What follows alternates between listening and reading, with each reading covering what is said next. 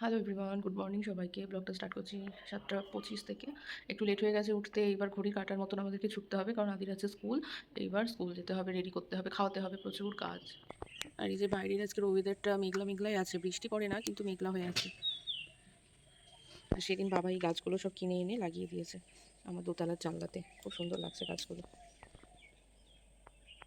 চলো যাই তাড়াতাড়ি, আদিকে রেডি করি, না তো স্কুলে লেট হয়ে যাবে। আবার তোমাদের সাথে পরে কথা বলছি।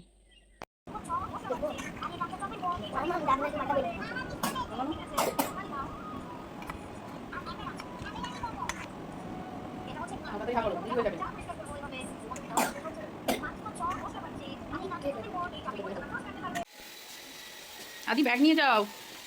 আদি আদিকে স্কুল পাঠিয়ে মর্নিং ড্রিঙ্কটা নিয়ে বসলাম সকালবেলাতে। এবার একটু বসে বসে খাই, খেয়ে এখন দেখি আদির পাপা কি নিয়ে আসে। আদি বাবা আদিকে স্কুল দিতে গিয়ে আসার পথে মাটন নিয়ে চলে এসেছে।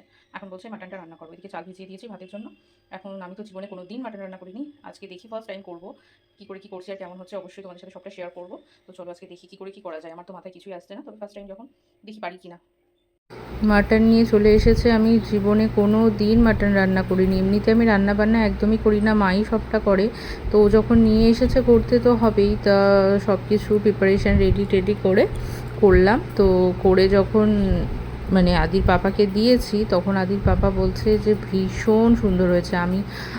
আমিও খেয়েছি, আমি যতটা ভাত খাই তার থেকে বেশিই খেয়েছি, তার মানে ভালোই হয়েছে। ঝোল এখন ফুটছে, করলাম ফার্স্ট টাইম, এখন দেখি কীরকম কী হয়।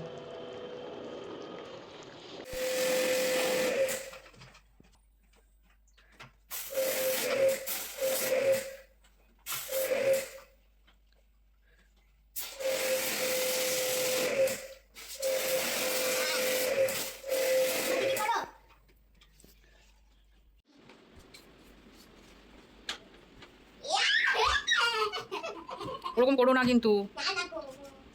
সন্ধেবেলার দিকে একটু ঘুরতে বেরিয়ে গেছিলাম, কারণ সারাদিন আদি বাড়িতে থাকে, স্কুল করে আসে তারপরে পড়ে। এবার ওকে একটু না নিয়ে বেরোলে ওর মনটা খুব খারাপ করবে। এমনিতে মা নেই, ও সারাদিন মায়ের জন্য কাঁদছে।